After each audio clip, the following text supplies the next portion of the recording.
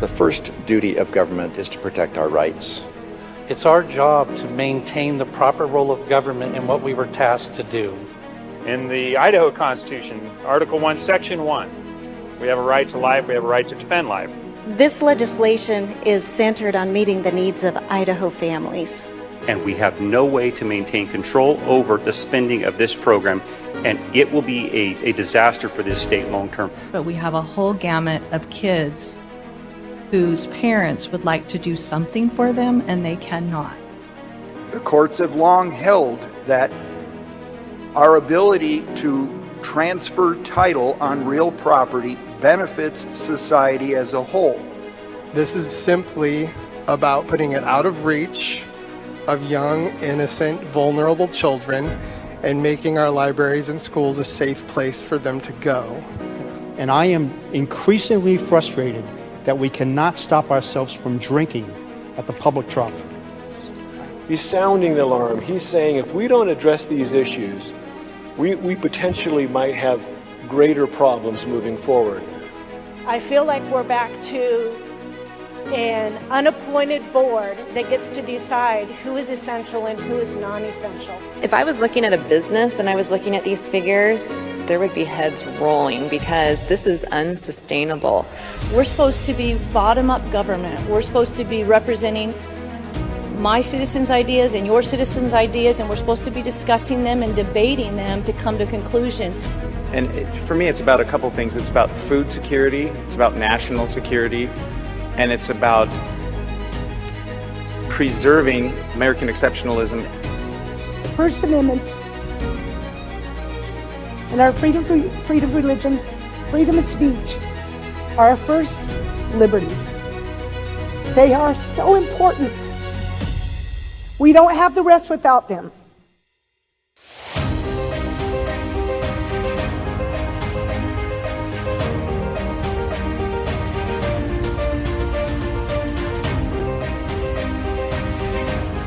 Okay, February 1st, 2024. We are in the second month of the year. Welcome to Idaho Signal. My name is Matt Edwards, and we are live right now. A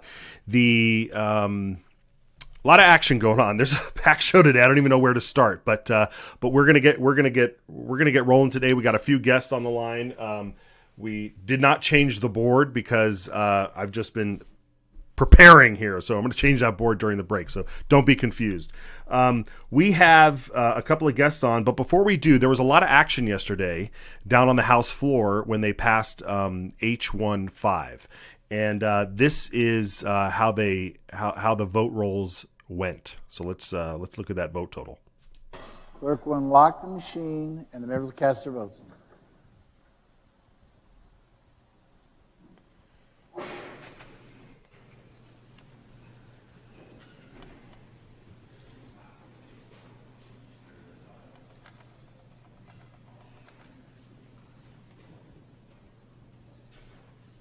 Has every member voted? Does any member change their vote? Clerk will lock the machine and report the pairs.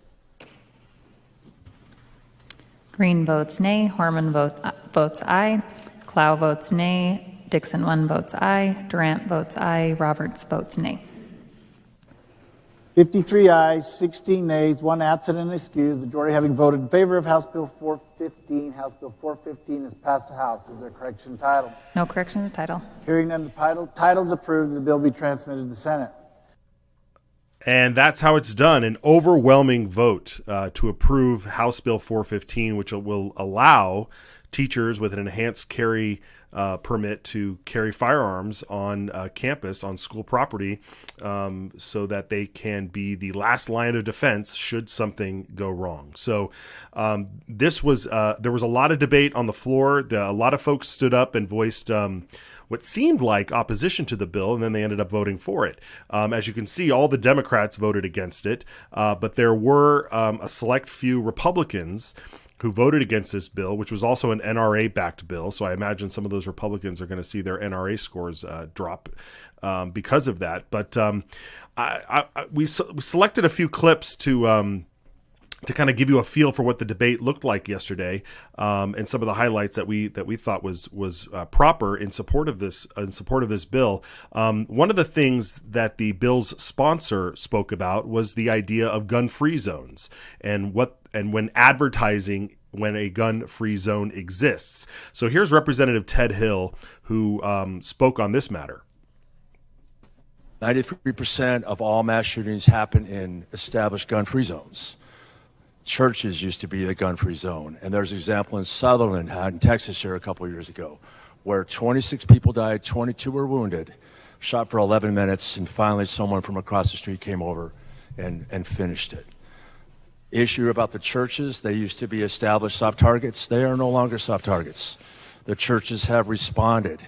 They've let their citizens take the initiative and defend themselves.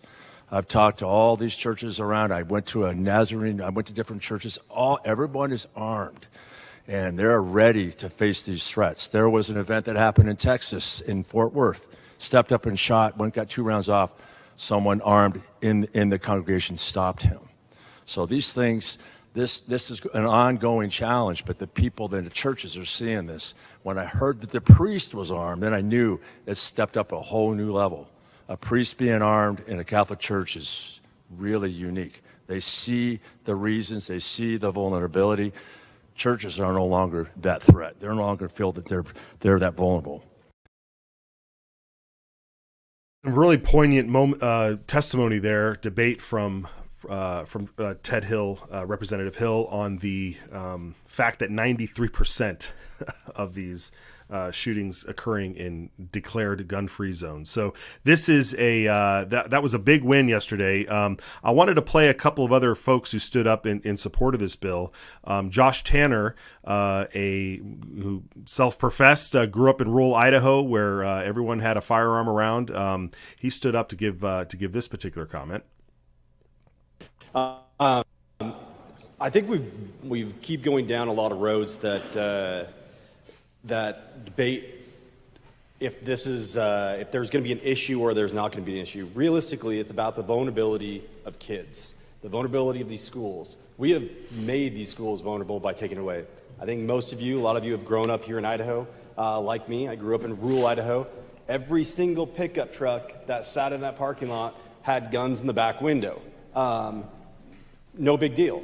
But yet, all of a sudden, now we've made it to where no school can have guns. You can't do anything. These teachers are expected to protect these kids without any ability. I mean, they're supposed to either go train them. We've trained them now to go hide in corners and try to protect the kids that way. That was Representative Josh Tanner with some good moments. And I want to play one final clip. This one's a little bit longer, and then we'll get to our guest right after that. But here is Representative Dale Hawkins out of Legislative District 2. And I tell you, man, anytime Dale stands up, every word is pure gold out of this man. And we're very thankful that he represents such a large constituency across North Idaho in the legislature. So let's listen to Representative Dale Hawkins. Thank you, Mr. Speaker. Debate for the bill. Gentleman has the floor to debate the bill. You know, I think sometimes we might be missing it here a little bit. This is a bill that would allow teachers to come into their classrooms to defend the children they know. I'm hearing a lot about force. No one's forcing a teacher to carry a gun. No one's forcing a principal to carry a gun. No one's forcing the staff to carry a firearm. They are giving them the opportunity to do so if they so take up that charge. It doesn't matter if you've been in Idaho for 6 months or 6 generations. We can see the writing on the wall. It's changing and it's getting more violent. And I believe in the statement that an armed society is a polite society. We have retreated from gun ownership over the years. We've heard testimony of the school parking lots that used to be full of firearms. I've heard today that if the NRA was involved, they might feel more comfortable. The Idaho Enhanced Permit is designed by the NRA. They're the ones who put this course forward. I'm an enhanced concealed carry instructor, and I can tell you the reason that it doesn't have a target acquisition qualification for the class is because the class leans heavily on safety, safety, safety. They were much more concerned that you operate a firearm in a safe manner than you do how well you hit a bullseye. They emphasize on safety. I've got a pamphlet here that shows all kinds of discharges in classrooms across the country. It's interesting that all of the ones that were done by law enforcement and FBI have been left out, because we've all seen, well, maybe we haven't all seen them, but many of us have, where an FBI agent or a police officer has discharged a firearm in the classroom while just doing a talk. So these things happen whether you're police trained or whether you're civilian trained.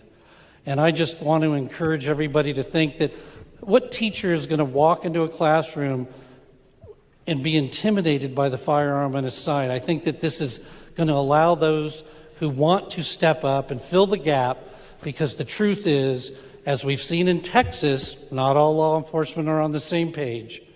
And even when they are, they show up to mop up. They show up after the fact. This gives the children a fighting chance, and it gives teachers a chance to save the children in their classroom. Thank you, Mr. Speaker. Thank you, good gentlemen. For Representative Hawkins with some tough words there. I mean, to show up, to mop up, that is a horrible thing to put our students, teachers, and everybody in that position. So likely this bill passed the House. It's on its way to the Senate. We'll see how it fares over there. There was some dissenting opinions on this bill, and we will get to that later on in the show. But I'm going to shift gears now, because it is my pleasure to bring back to the program here Blaine Canzati, the president of the Idaho Family Policy Center. And Blaine, welcome to the program. There has been a lot of activity early on in the House State Affairs Committee when it comes to language in our statutes regarding preborn children, regarding sex and gender. We've seen the library bill that's trying to protect children from harmful materials in libraries. We see that get presented, then it's getting pulled back. I hear word that it should be making its way back, making its way around again here soon. But there's a couple of other bills too that have been popping up. I'd love to hear your opinion on, your perspective, and where we're headed. So welcome to the program. What do you how are things faring with all this early action? Yeah, Matt. So the House State Affairs Committee is the committee that deals with all the social issues. They deal with abortion laws, with laws regulating parental rights, with laws regulating, transgender issues, sexuality issues, etc. So this is a busy committee. It's stacked full of conservatives, which is always a good thing. And there's lots of bills going through it right now. Yeah. So let me take them a couple little one by one here. There was House Bill 400, which sought to replace the word fetus with the word preborn child, or I think it was preborn child. Yeah. So walk us through a little bit on the ramifications of this and why that's so important for our statutes to have this language. What can you tell us? Yeah, sure. So the heartbeat bill that Idaho Family Policy Center drafted and sponsored a couple of years ago was the first time in state history where the word preborn child was added into state code. That heartbeat bill recognized that life begins at fertilization, and it referred to preborn children as preborn children. Now, there are still dozens of instances of the word fetus sprinkled throughout state code. There's a few uses of the word embryo sprinkled throughout state code. And so what Representative Julianne Young and Senator Ben Taves were trying to do with House Bill 400 is replace all those instances of fetus and embryo with the word preborn child. Now, this is a policy neutral bill. It doesn't substantively change anything in terms of state policy. Again, we already had the word preborn child in state law, and legally preborn child and fetus are synonyms. All that said, it's really important that we refer to children in the womb as preborn children. Language really does matter. It matters during court challenges as well. The court looks at the language that the legislature uses to determine intent and to determine applicability. And when we refer to children in the womb as preborn children, we humanize them. Fetus has been used to dehumanize preborn children in the womb by the secular radical left, and preborn child is far more humanizing. People understand preborn child, okay, that's a human being deserving of the same rights that you and I have. Yeah, fantastic. Okay, well, on that note, with in language, you have the sex gender definition bill that's also making its way through. So, is this a similar thing where we have conflicting definitions throughout state code? Yeah, so right now there is no definition in state code for male, for female, for father, and for mother. Those words are used often throughout state code. In fact, the word father is used 147 times. The word mother is used 133 times, 88 times for female, 44 times for male. And yet we don't have any definitions at all. And so what Representative Julianne Young and Representative Bruce Skog are doing with this bill is they are ensuring that we are using the traditional definitions for these terms, right? Mother is a biological mother of a child. Father is a biological father of a child. It also changes the definition for biological sex. There's a really good reason why they are doing that. We've had a definition of biological sex in code since 2020. But that definition of biological sex actually was tied to chromosomes. And there are disorders of intersex development where a person with XX chromosomes may have male phenotypes. And that means that they look like a male, they have male genitalia, male anatomy, even though they have female chromosomes. And so what Representative Young and Representative Skog are doing with House Bill 421 is they're ensuring, okay, biological sex is more clearly defined so that it's objectively the biological sex of the person that the language is referring to. And how do we have stats on how rare or common folks could be born XX and still have the other gender's genitalia? Yeah, so it's called XX male disorder, and it's 1 in 20,000 males are born with this disorder of intersex development. Okay, so it's pretty rare. Very rare. Yes. Very rare. Okay. So, all right, great. So when we see these bills come through that are just simply trying to, normalize the language, if you will, and get us everybody so we're clear exactly on what the intent of the words are when they're referred to in other parts of the statute. Why do you think there is such a huge uproar? Why do we see the left turn out in droves down in the state at the state house? I recognize fully that most of them all live down in Boise, so it's a lot easier for them to show up there. But why do you think there is so much pushback onto this? I mean, you're hearing people about like, oh, if you change the definition, then I'm erased from society. I'm it's like they disappear into the ethers or something. Like what is it about their objections? Do you think? One thing that the radical left and the neo-Marxists have understood for generations that I think conservatives have been slow to catch on to is that language really does matter. Language shapes public perception. Language, often shapes legal outcomes. And we need to have clear definitions of these terms in order to have good policy. And so when we're talking about male or female, are you referring to a biological male or are you referring to a trans man, a biological female who identifies as a man?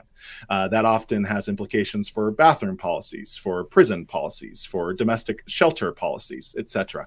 The same thing with preborn child, right? Is a fetus, a preborn child, fully human with the same rights that all of us have, or is the preborn child a blob of cells? And the secular left believes that, the word embryo and fetus, even if they're scientifically correct, the public perception of those words is less than human, right? And so in these ways, the language that the legislature chooses really does matter. It shapes public perception and affects legal outcomes. Yeah, these terms that are coming up, and you see them seeping into even Supreme Court arguments. I was listening to I divulged a little personal habit of mine of listening to Supreme Court cases. I love listening to those arguments, but it seeps into that world too, where you have these solicitors and these lawyers who stand before the Supreme Court talking about terms like sex assigned at birth, as if your sex or your gender is assigned to you at birth because a doctor said, "Oh, look, I see this, I see that. You are a girl," and then they got it wrong. That kind of language to me is Orwellian, and it's extremely disturbing. And people just they walk past it and allow it to happen. What is the danger? I mean, how dangerous is that for us to just go down that path? It's incredibly dangerous. We cannot cede the battle of language. As conservatives, as Christians, language really matters. God spoke creation into existence with words, and then he commanded Adam and Eve to name the animals. Language is part of God's good design, and it needs to reflect God's order and God's creation and God's intent behind everything. Yeah, well put. Okay. Let's take a short break. I want to get back into some of these other bills and hear what you're working on. So we'll be back real quickly. There's a saying in Idaho, Esto perpetua. It is forever. But the truth is, nothing lasts forever. Not without a fight. The Gem State is ours to fight for. It is ours to win. For life and liberty. For honesty and integrity. We ride together.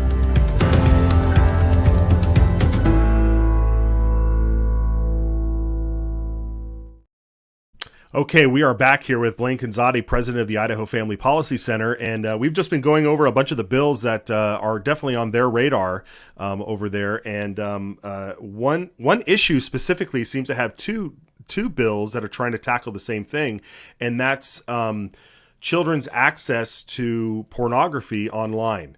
And we know that this is a huge problem. We heard some testimonies that said that children are being exposed to this stuff as early as 13 years old, and that can have a dramatic effect on children growing up and being and we're not talking about just like a picture of a topless woman here. We're talking about really graphic material. And so there's two bills going through. Senate Bill 1253, which seeks to make the creators of these devices, of phones, Apple, Samsung, whoever, to have the filters turned on, the parental filters turned on for any device that's going to a child.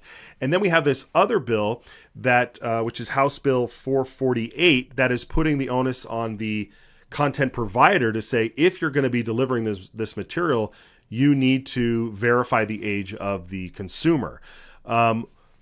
What's your take on both of these bills? Can they both coexist? Or do we need to favor one or the other? What's your take?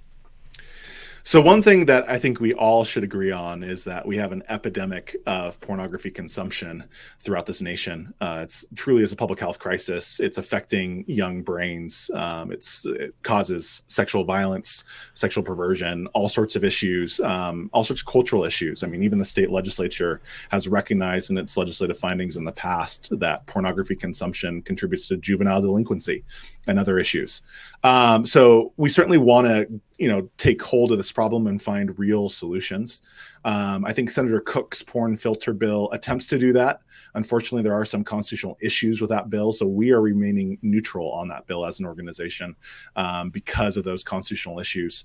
Essentially, the U.S. Supreme Court has said that restrictions on pornography are considered under what's called a strict scrutiny analysis, which is a very, very high bar. The government has to prove there's compelling interest and that it's the least restrictive means of addressing the issue. And the U.S. Supreme Court has already said that filters are not the least restrictive means. So I don't think that legislation would be upheld in court unless the Supreme Court overruled prior precedent.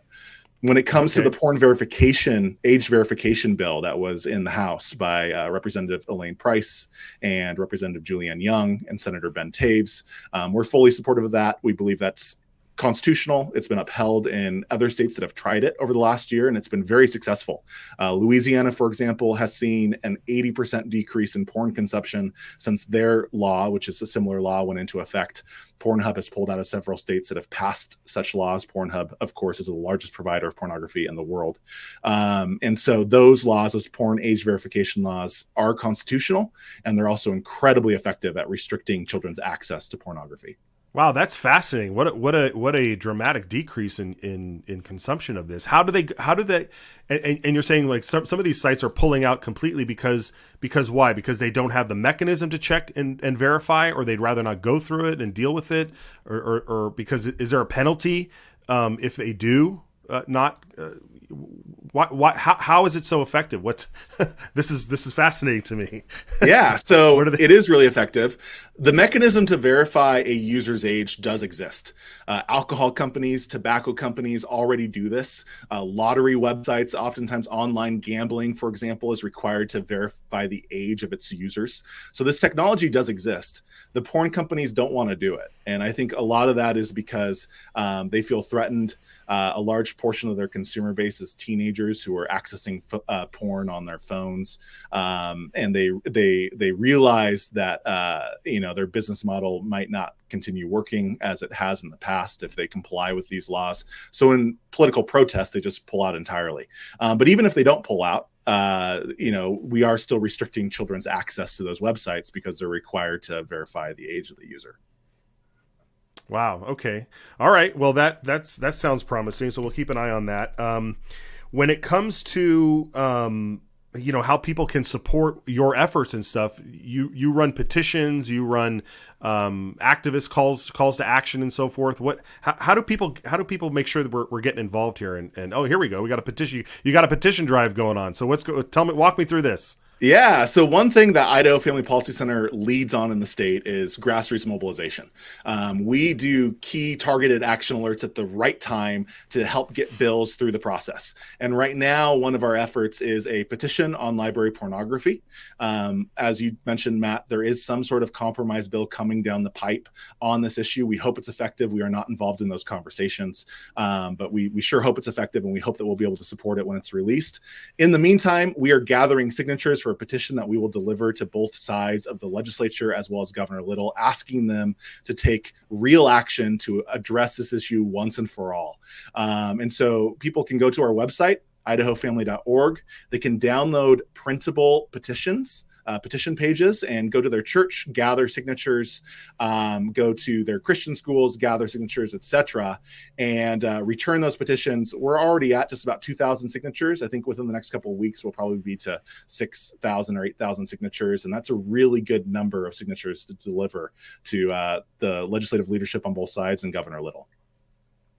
Yeah, fantastic. I mean, there's a long road ahead here. I mean, if this new bill comes back within the next several days or so, it's got to make its way through the House, then it's got to make its way through the Senate committees, and it could crumble at any moment. And then, of course, it can make its way to the governor's desk where he gets pressured as well. So thank you for keeping the pressure on. You definitely are a leading force in this fight, the leading force, I think, when it comes to an organization on the ground that is mobilizing people. So great work there, Blaine.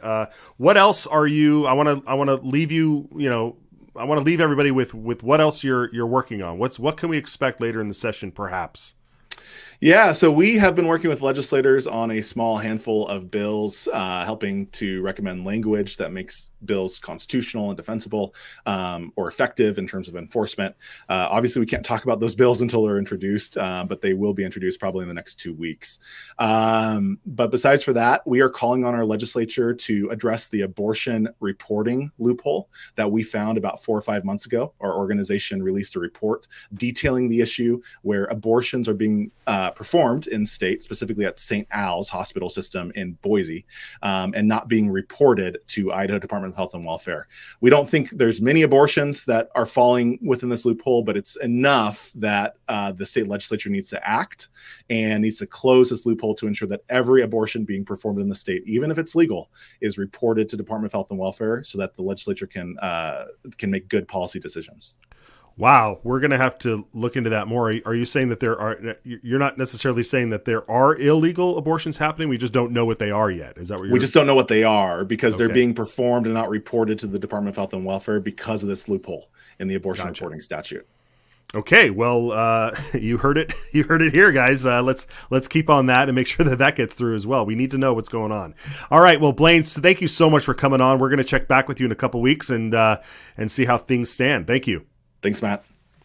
All right, folks. We will be back with more after this.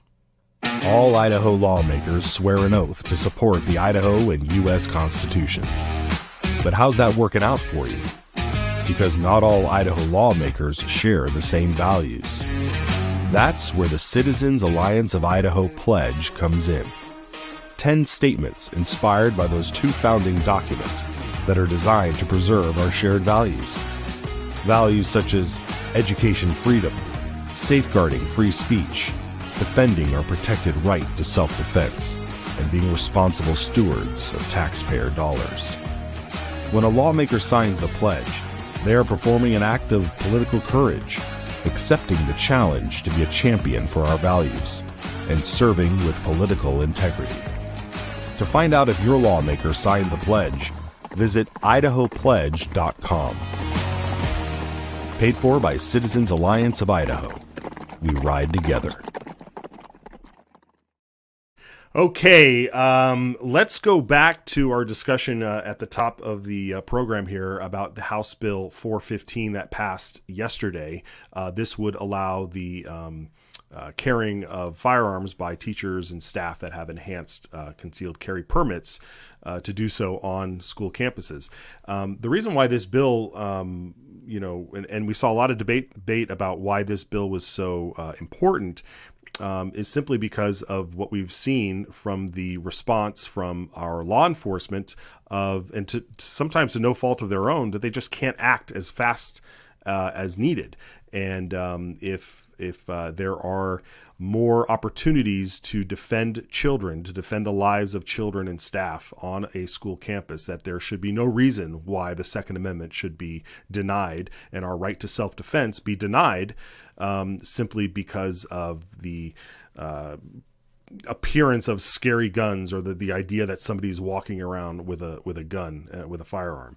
This is Idaho. You can walk into any store at any point in the day and have no idea who's carrying a firearm, or have an idea who's carrying a firearm if some people want to open carry. And so this idea that we've stigmatized the idea of firearms, especially in a western state like Idaho, is preposterous. And so we played some early clips today from Dale Hawkins, from Ted Hill, from Representative Josh Tanner in the House, as to the support of this bill as it heads its way to the Senate. But there was one particular person that stood up and had some particularly confusing and bizarre comments. And let's show the first one. Representative Julie Yamamoto stood up and she has a history of her career history is as an educator, as a principal in the Idaho school system, and she said this yesterday. I was asked by my board if I was willing to be Bruce Willis, and I know. Oh no, not this one. This is not the first clip. Let's get out of that. We'll lead to that one. Let's play the other one first. We would try to get out of line of sight, run if you can in a zigzag fashion. Why? Harder to hit that target. Okay. What she was trying to say there is that they had developed systems in place in lieu of having more security on the grounds, where they would, and let's play this clip again from the top, where she said that they developed systems where they would teach the children to run from gunfire in a zigzag formation so that they wouldn't be targeted. Let's hear that one more time. Our decision was, we would try to get out of line of sight, run if you can in a zigzag fashion. Why? Harder to hit that target. Okay. After she said that, she went on to talk about her career and time in the school district as a principal, and then she offered this statement here. Asked by my board if I was willing to be Bruce Willis. And I know, too long a hair, but I was. They asked if I was willing, they asked if I was capable, and they allowed me to carry. Because no one was going to get to any of my kids or my teachers. Not on my watch. Okay, so this is what's confusing to me. Here you have somebody who is teaching kids how to zigzag away from gunfire, potential gunfire, but at the same time, she felt so compelled to make sure that nobody got in front of her kids, that when the board asked her to carry as a principal on campus, she did. Because she has that conviction to protect her staff and her kids, the students on campus there. And my question is, well, isn't that what many teachers and staff across the state of Idaho are simply asking for, the ability to protect themselves as well as children and students from as a last ditch effort in case security or police cannot stop? She ended up voting no on this bill, and I think that that's atrocious. She signed the Citizens Alliance of Idaho Pledge, which clearly states that she will vote to support our protected right of self-defense. And then she votes against this bill while at the same time wearing her own firearm to protect herself, as well as she puts it, her kids and her teachers. The hypocrisy and the level of I don't know. I could go really harsh on this. I'm trying to hold back a little bit, because this is atrocious. This is a registered Republican who's been sitting in the legislature voting horribly. She's been in bad standing with the pledge for every session that she's been since she's signed the pledge. And it's absolutely atrocious. And these are the kind of people. This is why we are here, to hold people accountable. You won't see that kind of comment on the mainstream press. You won't have people calling her out in the mainstream press for this, but you'll see others. There's voices across the state who heard this and have been amplifying this message, going, "What is going on?" Thinking that the best measure is to run in a zigzag formation. I'm tempted to share some more details on Representative Yamamoto, but I'm going to hold off for a while. We are going to make sure that folks know out there that her and the other so-called Republicans that voted against this bill, and they'll spin it. They'll say, "Oh, well, I found issue with this, or I found issue with that." But you heard her in her own words. Oh, run in a zigzag formation. Jeremy, you got that clip? Let's show that clip. Let's show what a zigzag formation looks like when you're running away from firepower.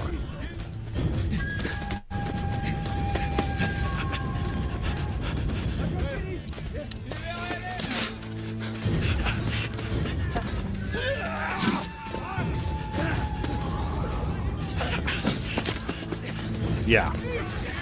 It turns, folks, it turns into a sport for these guys. This is a great film, by the way, but running through a zigzag formation. Yeah. Okay. Before I get any further in trouble here or anything, let's take a quick break. We've got our next guest is waiting in the wings here, so we'll take a quick break and we'll be right back. There's a saying in Idaho: Esto perpetua. It is forever. But the truth is, nothing lasts forever. Not without a fight. The Gem State is ours to fight for. It is ours to win.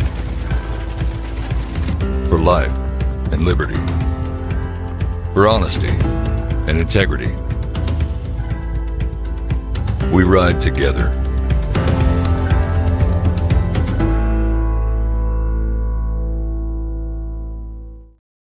Okay, welcome back. It's interesting on the back end here to see some of the comments that are coming in and to see some reactions. There's somebody that's really mad. I don't know if they're mad at me or if they were mad at that last segment there, but somebody was mad. They left us a mad emoji. Okay, it is my pleasure to bring back to the program attorney Kate Hartley from the Pacific Justice Institute, who was just down in Boise a couple of days ago testifying at a public hearing on a bill that would repeal, well, a bill that would suggest that we repeal the Blaine Amendment, and we'll get into that in a second. It would send what this bill would do is that it would send the question to the voters on whether or not we should change our Constitution and repeal the Blaine Amendment, which effectively is some sort of religious bigotry amendment that was peddled around the states, around the country a century ago. But Kate gave her testimony there, and then the bill was subsequently held in committee, either to come back at a different time or to rework it. I'm not quite sure how you could rework this bill, but Kate, welcome to the program. What was your take down there in Boise? Thanks, Matt, for having me.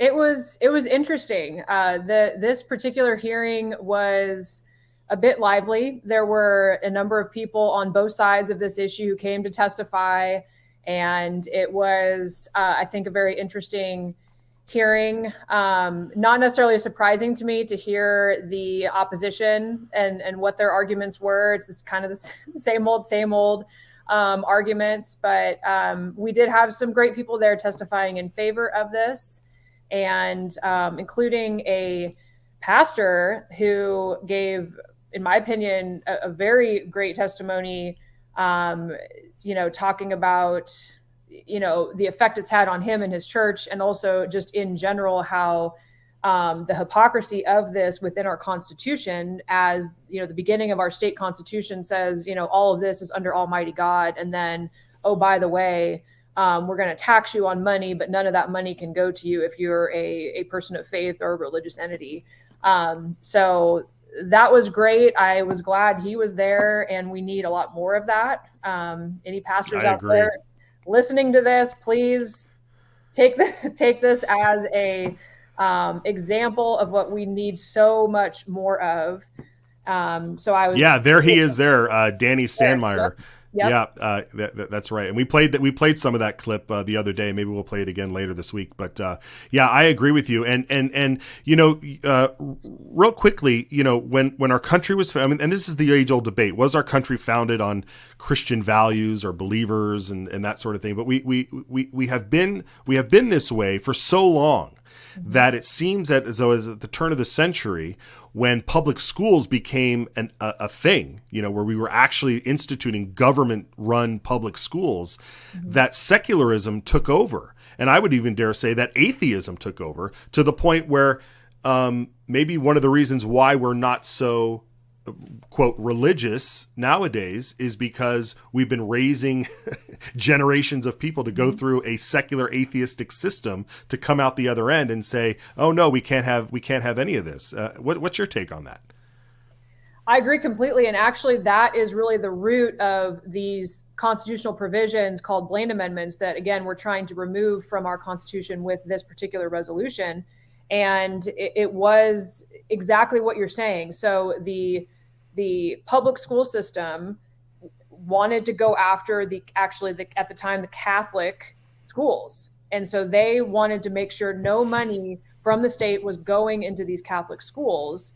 And so it was hostile from the beginning, as far as just, hostile towards religion.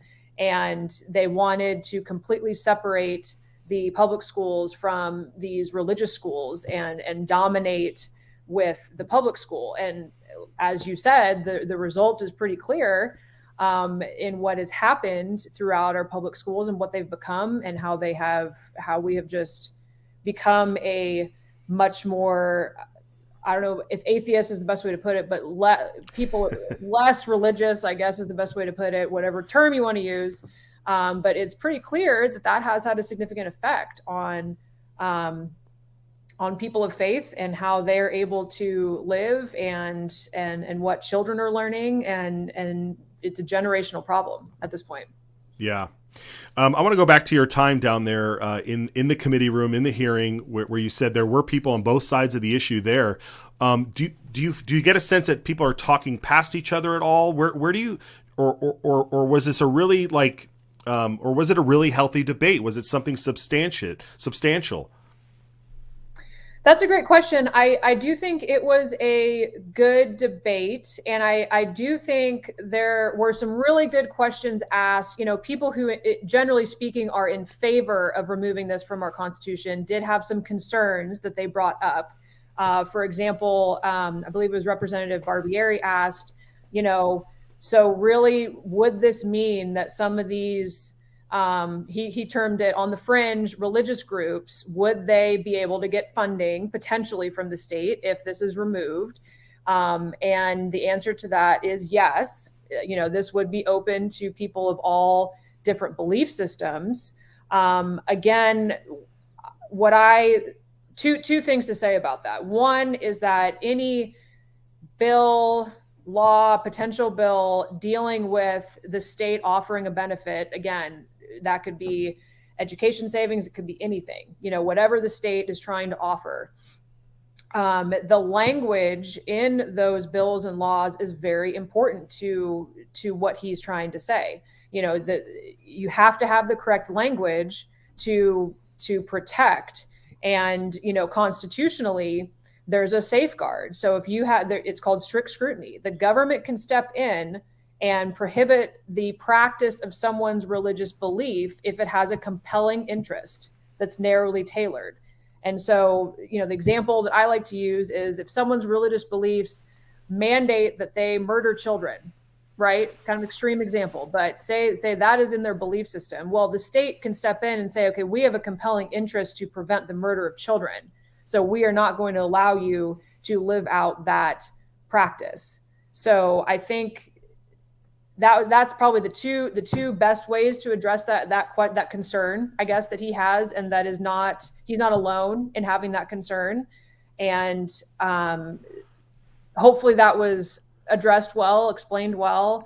Yeah. What you just said there, I don't feel too many people make that argument, the compelling interest argument, because we saw someone stand up during testimony and they were doing it semi-ironically, where they were representing a satanic cult or whatever you want to call it, some sort of fetish. I think of some sort of fetish group. But they said, oh, well, I'm for this because then I'll be able to fund my satanic school for the arts or whatever. And it's like, yeah, go right ahead and do that. I'm curious to know if that school is open and how well it's performing. I highly doubt it's performing well right now, if it's even open.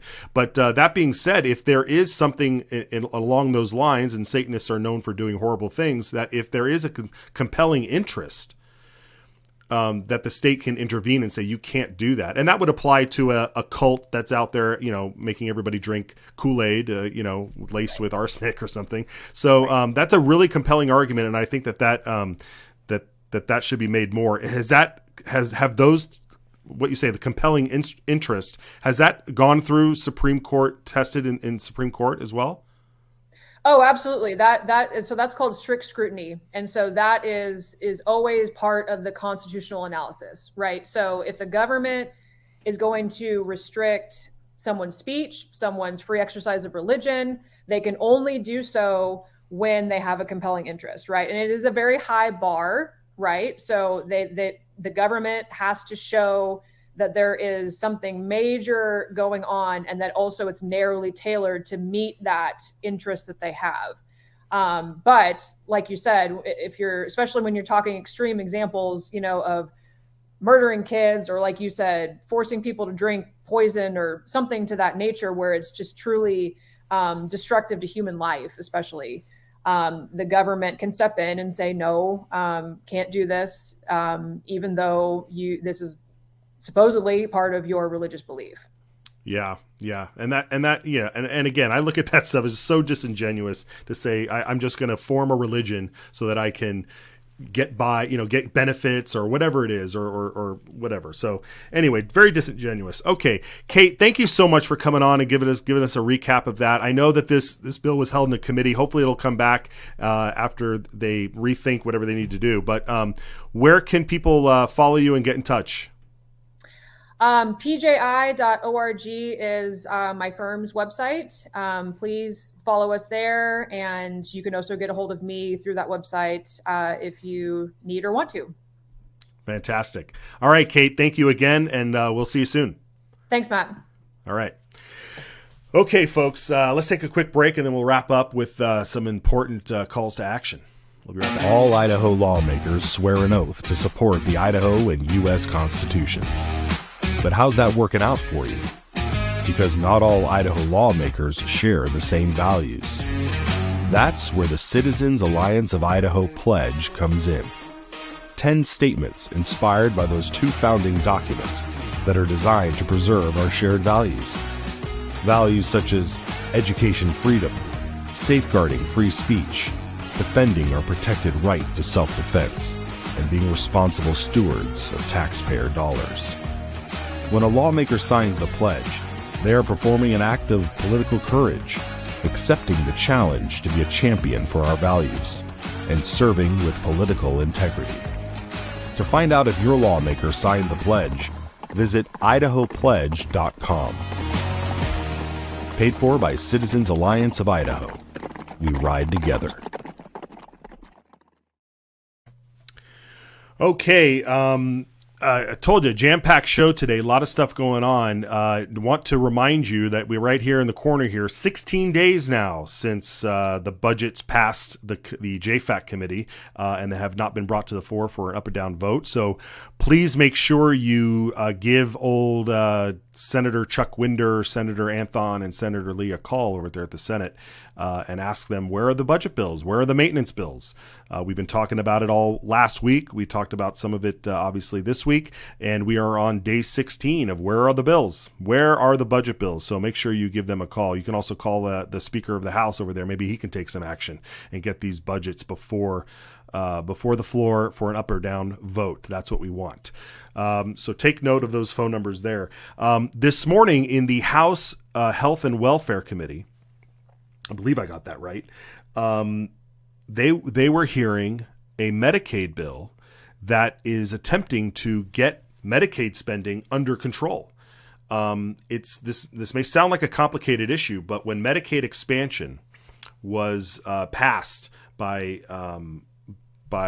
ballot initiative a few years ago, they told everybody that it would only take on an X amount of people and it would only cost this amount of money. And that has since ballooned to extraordinary heights, and there's no end in sight. And part of the problem is that Medicaid is taking on able-bodied adults, folks that could get a job. They're not getting a job. They're relying on the money and the funding that they get from Medicaid if they need health care services, rather than going to find a job where they could get health benefits there, or rather than getting a job, applying, and if they're low minimum wage jobs or such, then applying for the federal program. Obamacare is still a part of this world. We still have Obamacare. You're not mandated to have it anymore, but it's still available. And if you are if you're in the certain federal poverty level, you are able to apply for a private insurance through the federal system.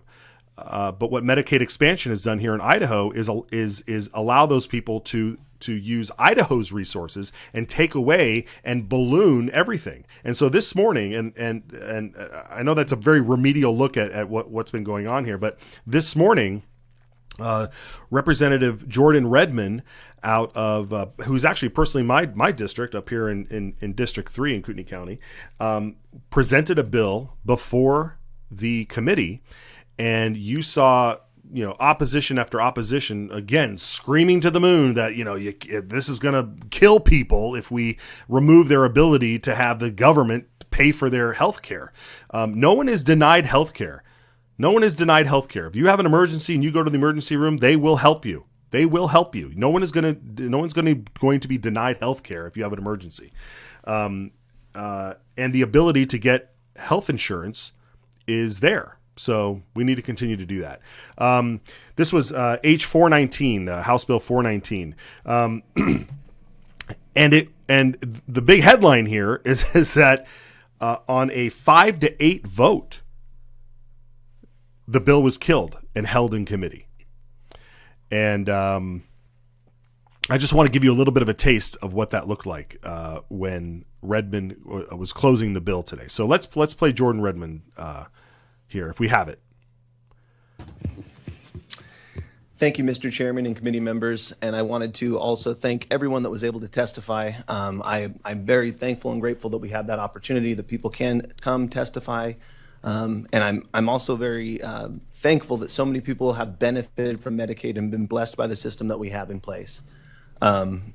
I just wanted to touch on a couple points in closing. The mentally ill conversation came up again. That would be a traditional coverage currently, and they're not part of expansion. And my worry would be, as we keep losing traction with our program, is that they would move to waiting lists.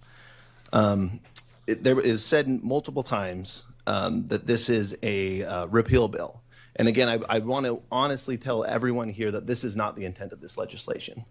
This legislation is putting sideboards in place so that we can continue to have our current program and grow it and help those that most need it.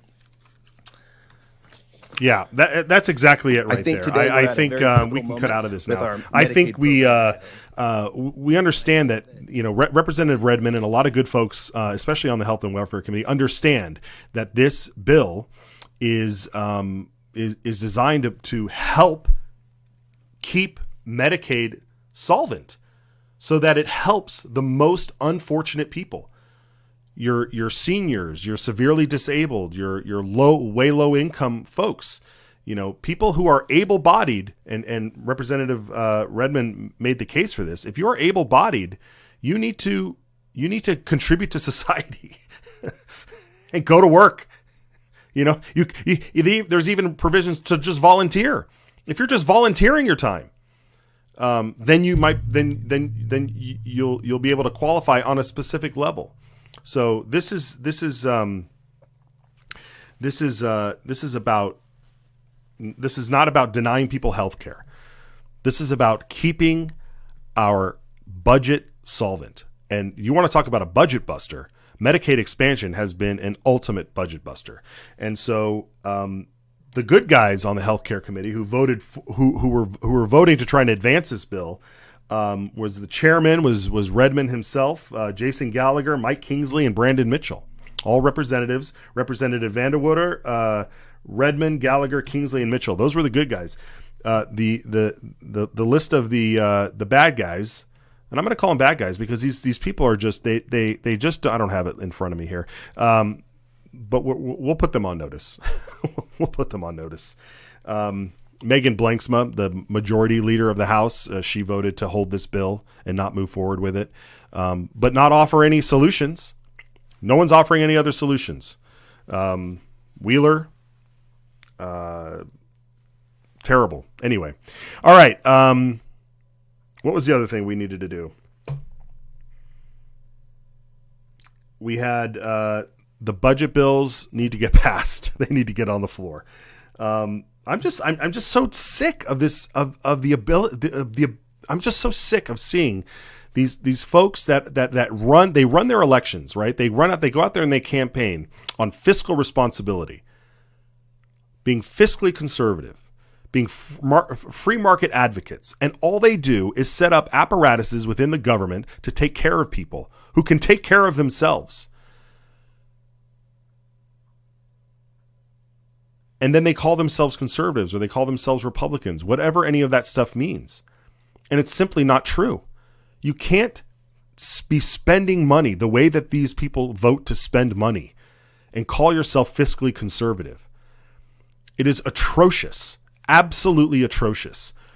And those who are fiscally conservative, who see their colleagues like this, speak like that, and then vote the other way, you need to step up.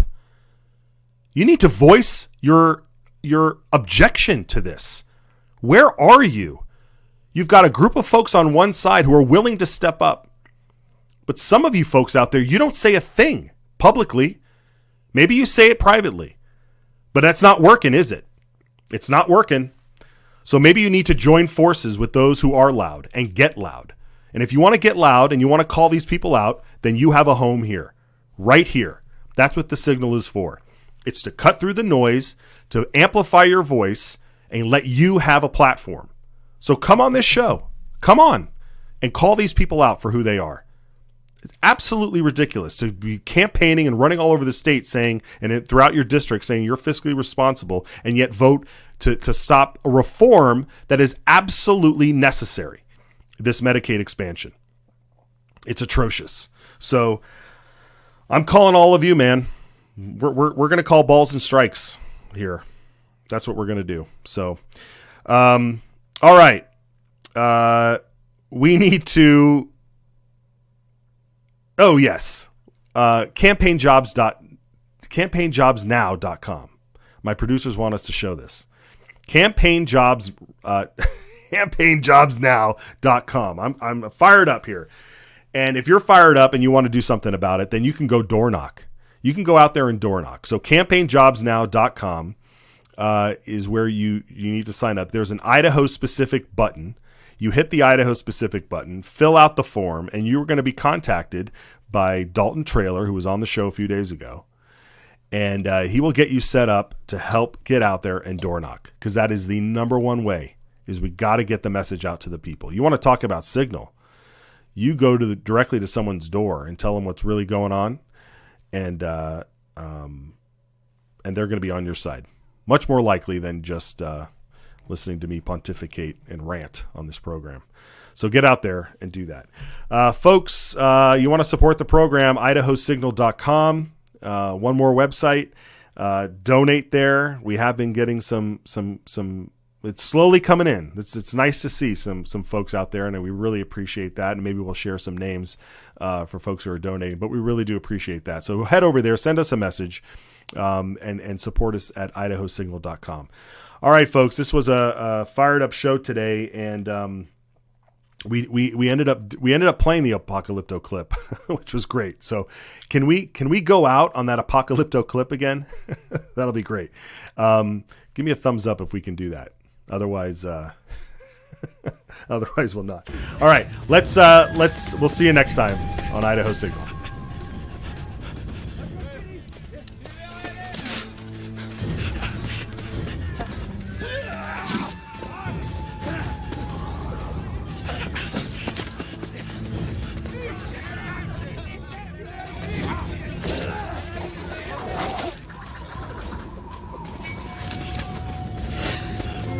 I think it puts a stake in the ground that says we have a sovereign right to protect what's ours.